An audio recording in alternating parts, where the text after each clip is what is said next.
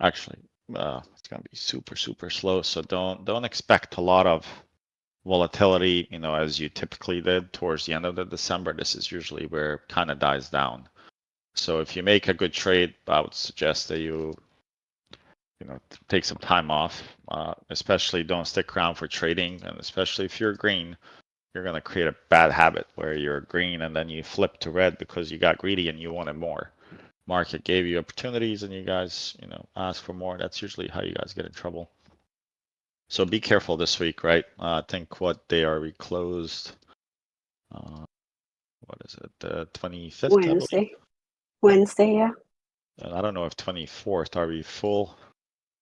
I think they close early. I think it's 1 p.m. I'll check. So either way, the volume's gonna be pretty bad, right?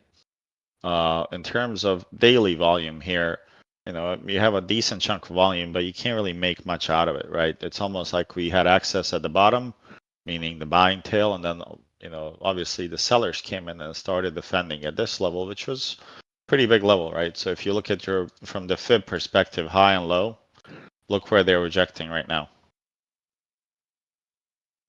They're at 22.5, and that's the 50% retracement. So if we're able to be above this tomorrow open, I would expect us to eventually go about 86. This would be the level which would be the POC, along with this kind of golden fib area here as well. So I would anticipate some kind of strong market behavior if they get to this level.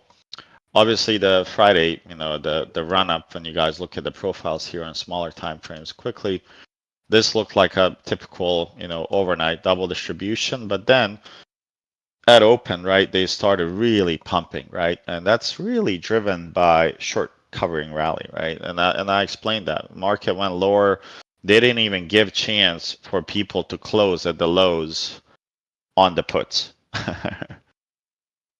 Like I had some SPY puts, and if I remember, I wrote, if we open here, I would have made some serious cash, right? And of course, they opened here, and they killed the VIX, and therefore, the puts go down, and you actually lose money on them, even though you open below them. So it wasn't fun, but nonetheless, short cover rally. How would you guys expect to anticipate tomorrow? Is it the new blood, or what kind of, I guess, buyers sellers are you expecting to show up? Are you on the phone? Yeah, Washington. Nathan Crow, you got a hot mic.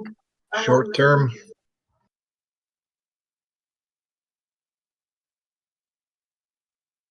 If we want to go higher tomorrow, that would most likely mean that we got net new buyers, right? The short cover rally gets you to a point, and people start, they don't necessarily buy more, they're just waiting, right? They get, stopped out, they buy to close, and they're out of the play. So now if you get net new buyers where people believe, oh my God, we're going to go much higher, that would be really, really, I would say, bullish. And most likely we would kind of take off and, go here and ultimately find a POC of this level, which is sitting somewhere around 128. That wouldn't be too far-fetched, right, to reach that. So if they open about 22, you're going to have the 60, 86, and you can find them using kind of the volume nodes too. Right, when you look at this, how much volume did they have here? Were they happy trading here? No. No. So if you're not happy trading here in this value, if you can hold above this, you guys see the shelf now. If they can hold above that, most likely we just kind of continue higher, right?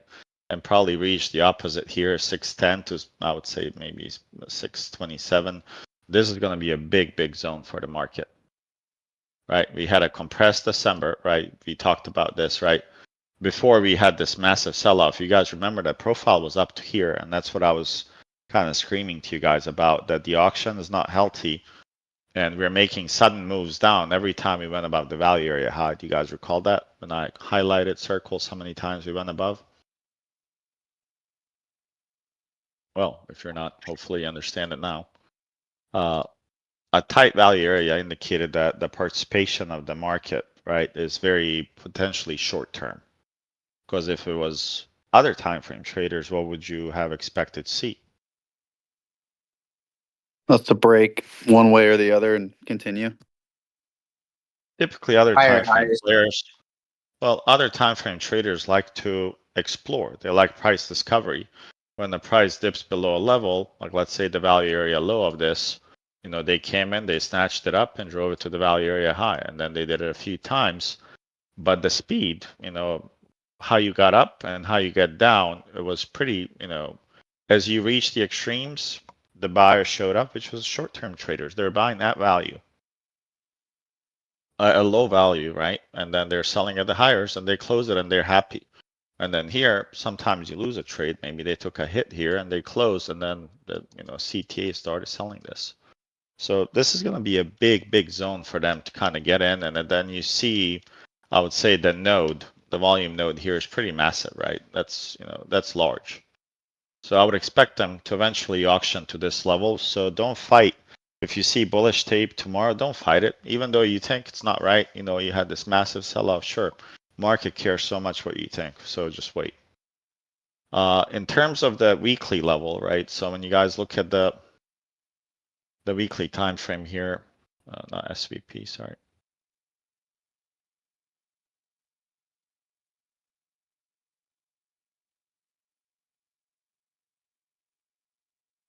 And here's the weekly profiles. So here's your weekly profiles, right? And it's obviously, we have a lot of poor structure from Wednesday. I guess the FMOC data with the cut, there's a lot of poor structure, and it wouldn't be much in a way, just like we talked about, if they decide to hold above this level here, especially the spike base level that we had, if you guys recall on Wednesday, the 07. Remember, we complained about not complaining. We were shocked how wide the spike was. 07, I think it was like 70 points to 34, about 70 points wide. So we talked about it. We're still, I guess we closed below it. So we want to be above that tomorrow. You want to be above the spike, which is indicating that last selling that came in Wednesday, we're ignoring that, right? So that was probably to get in some cheaper prices, and then they're going to opposite extreme and run it from there. Does that make sense? Yeah. Tomorrow's going to be a big level. That's going to be a big level, guys. Okay. On the monthlies, just to make sure you guys are following, I'll switch to daily for a second. Do you guys see where we are?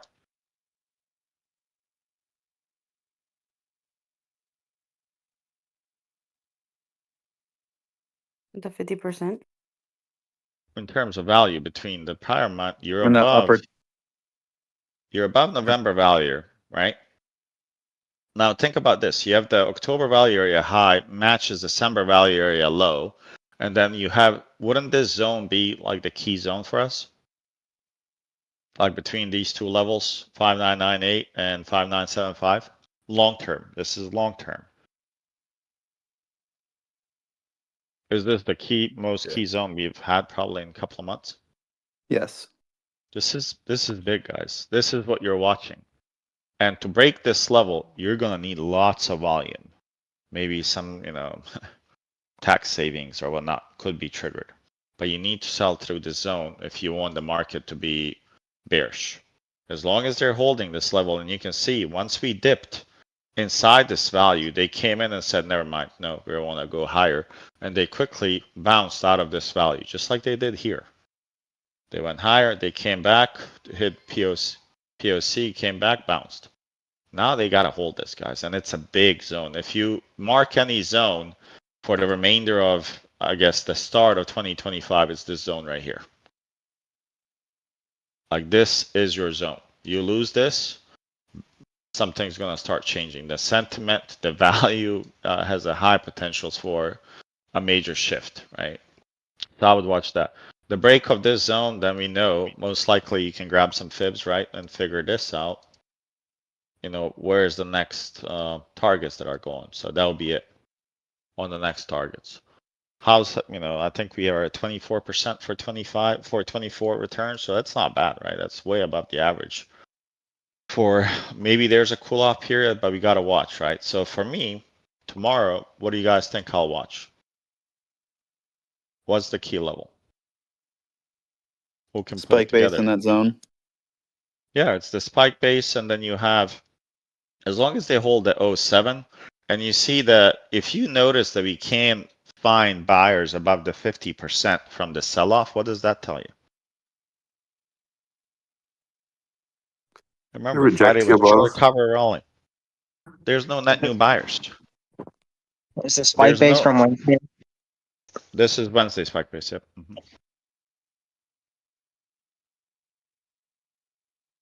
What date was that? 18th?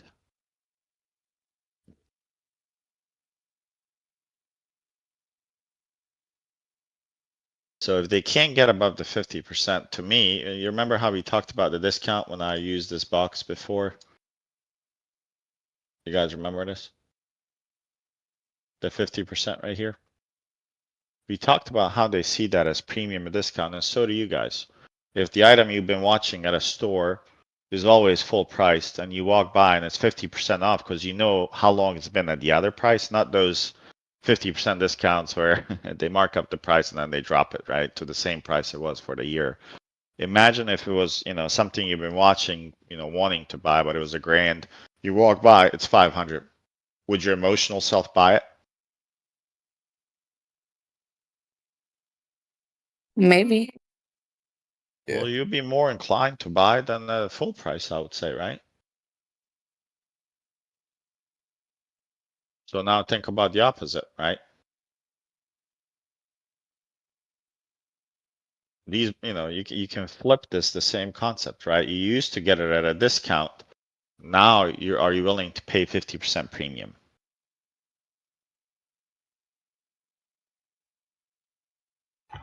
No. Well, that's the question we find out tomorrow. If we get net new buyers, they'll be pretty bullish, right? Then the short cover rally continues and we're most likely going to go inside the zone, right? And I would anticipate us, reaching the top that I covered earlier on top. So let's see here. Just gonna keep these levels here. I'm gonna hide a bunch of drawings for a second. And candles. So when you guys look at this auction, I'm gonna have to go lower or increase the tick size here because it's a little funky.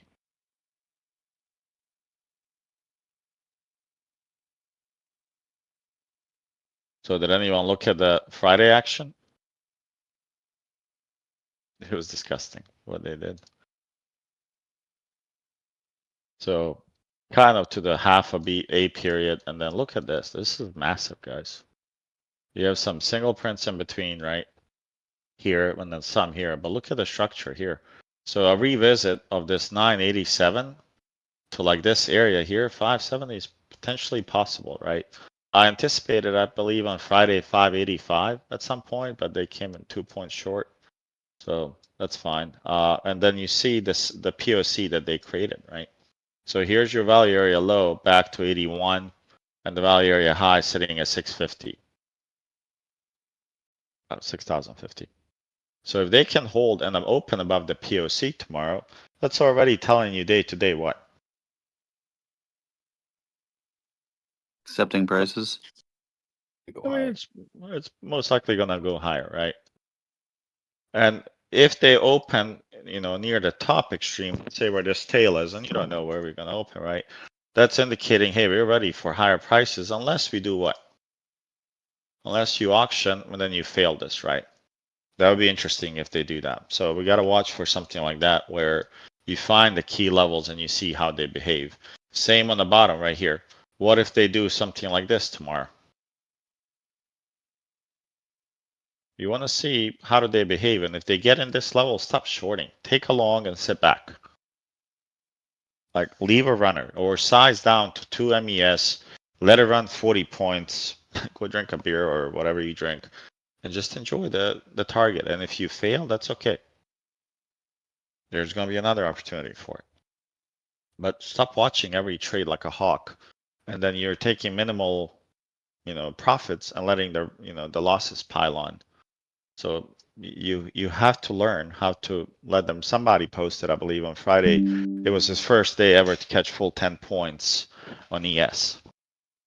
Well, it's a good feeling when the whole trade works out the way you want it. And the more it does, the more you're attracted to it as well. And then you just keep doing that thing. Repeat, repeat, repeat. Okay. So in terms of level, I would say, spike base to here, I would say do not lose this level here. What is this? Thursday high and this value area low. I wouldn't want them to lose this. Does that make sense? Intraday, day to day, I do not want them to auction much below this here. You have a, Wednesday value area low. You have this previous high with IBH. Don't lose this area, right? So it wouldn't be fun if they do. And then, I would say the serious bearishness start below this area here, guys. And I would anticipate that they could bounce it at any point here, but we would need some volume pick up here if they really start selling off. So if we stay above here, I wouldn't be shocked that they hit, it was this like about 23, then you have 49, 59. Ultimately, they would auction here. They would have some sell-offs, but they would get there. And there's some single prints here still left. This is the big one that we have. To watch that 07 zone, Shorty? Yeah, that's going to be your bread and butter. I would say the 07 to the POC zone is important, which goes to about, call it 1475. That's what I'll be watching tomorrow. And after hours, we are, I guess, rejecting the 50%.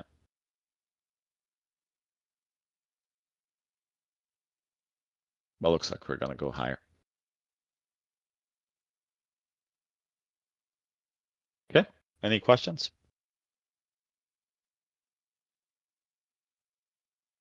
Don't be too excited. Not too many trades tomorrow. Fewer trades, more patience.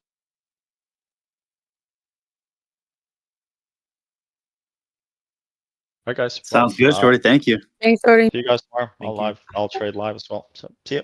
Thank you. Good night. Thank you. Bye, everybody.